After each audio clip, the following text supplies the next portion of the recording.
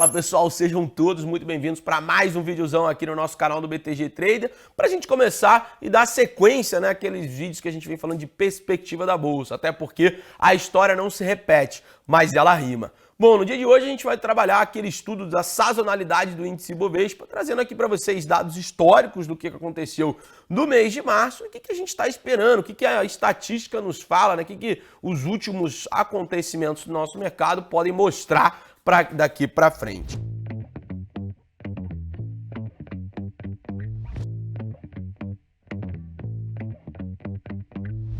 Bom, colocam na tela aí para vocês o slide. A gente tem aqui que é esperado uma média positiva de 1,23 dos retornos por índice Ibovespa. Quando ele sobe 6,58 e quando ele cai 5,27 em média, vale lembrar isso. A gente teve muito mais meses positivos do que negativo, mas também não foi um volume tão expressivo assim. A gente subiu teve 17 meses de março fechando no terreno positivo, já no outro lado 14 meses de março fechando no terreno negativo. Mas o que chama um pouco da nossa atenção é o desvio padrão, que está beirando ali aqueles 10%, já começa a mostrar um pouco mais de volatilidade esperada aí para o mercado. E se eu passo aqui para a gente poder acompanhar com vocês, esse aqui é um gráfico, né, onde mostra o retorno médio do Ibovespa mês a mês. O mês que a gente está é 1,23. Mês passado era esperado uma alta de 2,21, mas o Ibovespa caiu 7,70 no finalzinho praticamente nas últimas 2 semanas para cá, que teve aquele sell-off, aquela queda bem expressiva do mercado, e foi quando a gente viu esse movimento indo para um terreno negativo. Lembrando, são dados estatísticos, são dados do passado, não quer dizer que isso vai acontecer daqui para frente, mas é um estudo legal, um estudo de sazonalidade para a gente entender, né, como é que o mercado, né, trabalhou, qual é o retorno médio, né, do mercado em meses específicos. Isso traz um sentimento para a gente, não quer dizer o que vai acontecer. Isso é muito importante a gente citar por aqui. Bom, e se a gente até traça uma média, aqui você percebe que basicamente janeiro é um mês positivo, a gente vai indo ali até praticamente junho e vira um ponto de inflexão até ali os últimos 3 meses do ano, que são os meses mais, digamos assim, que a gente espera, né, que o último trimestre do ano é um trimestre mais aquecido para a renda variável, tá? Então não é à toa que a gente vê ali novembro 2,60, depois dezembro 3,24. Então pensa que é como se fosse um U aqui, né? Você começa forte, vai diminuindo, depois no finalzinho do ano você retoma um movimento mais expressivo. Agora vamos lá para o gráfico aqui, vou colocar na tela para vocês nesse exato momento o índice Ibovespa, que hoje está negociando aí nos 104.199 pontos, primeiro pregão de março. A gente está brigando numa região bem importante para quem está acompanhando comigo aqui. A gente está vendo uma região aqui basicamente desse order block aqui que a gente está respeitando. Se você não sabe o que é um order block, aqui no canal tem uma aula do Coxinha falando um pouco sobre isso, um pouco mais sobre supply and demand trading. Então coloca aqui, Gabi, Tiagão, se vocês puderem colocar o linkzinho aí para a galera, para quem ainda não sabe o que é um order block, tem bastante conteúdo no canal. Bom, é uma região onde a gente está aqui testando essa faixa de liquidez, mas a faixa mesmo aqui importante que a gente acompanha está aqui embaixo, tá? E essa região aqui embaixo que a gente está falando é próximo da faixa aqui dos 102 mil pontos, uma regiãozinha um pouco mais delicada. Se a gente tira um zoom, a gente está vendo que o Ibovespa está numa grande lateralidade. Colocando no gráfico mensal é mais fácil, né, de perceber isso. A gente está praticamente brigando, né, num range entre os 120 e 118, com a faixa dos 110, 105 e por aqui vai. Tá? A gente já vem há um bom tempo nessa mesma faixa de preço. Se a gente colocar desde 2021, a gente está desde 2021 negociando nesse range. Um pouquinho para cima, um pouquinho para baixo e a gente está nessa grande lateralidade. Tá? Então, olhando aqui um pouco mais para o gráfico, né, no semanal, a gente está preso também dentro daquela região lá de trás, que é um order zone block aqui bem expressivo, que a gente vê desde outubro de 21. Então, para mim, essa é uma grande e importante região de suporte, tanto ali naqueles 102 mil pontos, caminhando para essa faixa aqui mais próximo dos 96, 98 mil pontos, tá? Uma região bem importante se realmente a gente engatar esse movimento de baixo. Se o que a gente está trabalhando aqui seria uma continuidade, né? Você teve uma pernada de baixo, um respiro da pernada e um novo movimento, teria espaço sim para buscar essa faixa aqui de suporte, tá?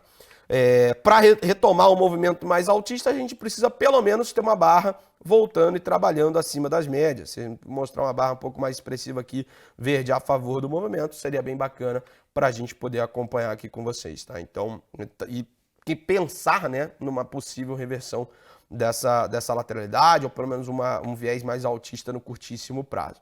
Deixa aqui nos comentários o que você acha do índice Bovespa, o que vai acontecer. A gente vai buscar os 102 mil pontos, depois 98, vai piorar. Ou então, como a gente fala aqui, né, o caldo vai azedar, ou então vai conseguir recuperar, não, estão deixando a gente sonhar, vamos voltar lá assim para o 118, 120, por aí vai. Então, deixa aí nos comentários o que você está achando do índice Ibovespa. Show de bola? Voltando aqui para o slide, pessoal, falando um pouco mais do dólar agora, né, falando de março, o que é esperado do dólar real, né, o USD/BRL no mês de março. É esperado uma média muito fraca, mas ainda assim uma média de retorno positivo.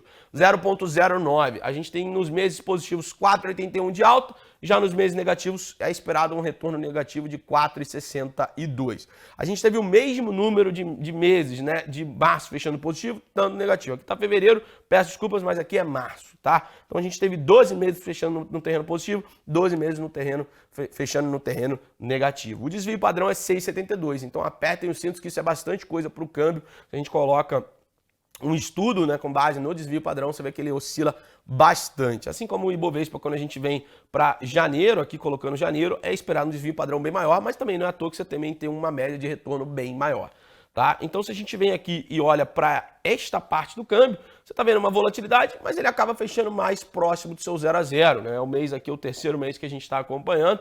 Então, basicamente, você vê que também ele começa mais morno, mas depois acelera setembro e depois ele cede um pouco mais ali outubro, novembro e dezembro.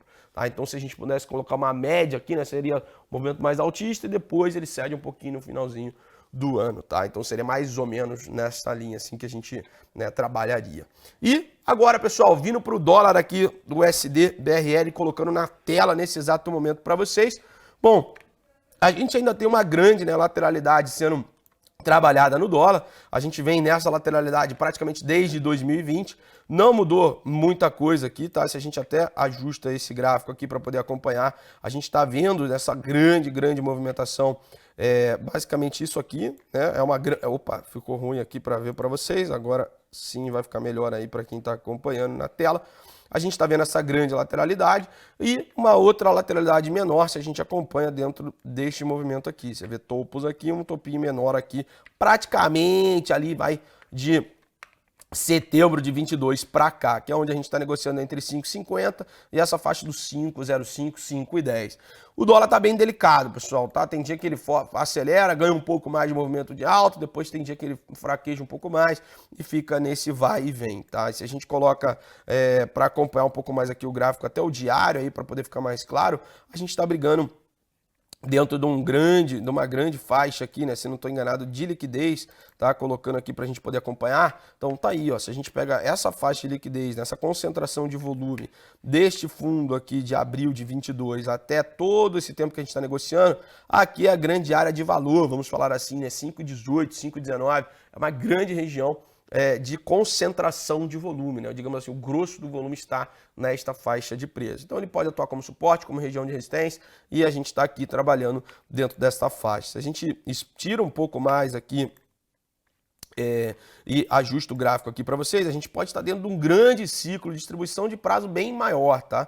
Mas ainda assim, estamos travados, estamos dentro dessa lateralidade, mas deixa aí para mim nos comentários o que você está achando para o dólar. O dólar vai sim acelerar, a gente vai ganhar um pouco mais de fôlego. Vamos em busca aí dos 5,31, 5,40, 5,50, R$6 logo ali. Ou não, o mercado vai conseguir aí recuperar um pouco mais, o real vai ganhar fôlego, a gente vai ter um dólar mais fraco no mundo, um dólar vai desacelerar por aqui também. A gente vai voltar para os 5,03, 4,90, 4,80, enfim, por aí vai. Tá bom? Então fica aí o meu sentimento, né, pro mês aí. O dólar ainda segue numa grande lateralidade, por mais que a gente tenha um viés de alta, tá? Ele ainda segue nessa grande faixa de consolidação. E o Bovespa com um viés um pouco mais baixista, dado que ele falhou em dar continuidade àquele movimento de alta, tá brigando próximo dessa faixa de concentração de liquidez. Vamos ver se a gente vem buscar essa região de liquidez, forma um fundo, depois respira e por aí vai, tá? Então deixei para vocês tanto o estudo sazonal, tanto a parte mais subjetiva, que é a parte da nossa análise, o que a gente está olhando, o que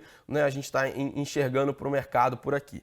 Tá bom? Bom, pessoal, chegamos ao fim de mais um videozão aqui para vocês. Espero que todos tenham gostado. Deixa aqui o seu like, também se inscreva no canal. A gente chegou aos 26 mil inscritos no canal. muito, muito, muito obrigado pela confiança no nosso trabalho. Se você ainda não é inscrito, não esqueça de se inscrever. Também deixar nos comentários o que você achou desse vídeo, qual a sua opinião pro Ibov, pro dólar, qual, né, a sua expectativa daqui para frente. E, enfim, deixa também as sugestões para os próximos vídeos. E nos vemos nos próximos vídeos. Então, até lá. Tchau, tchau.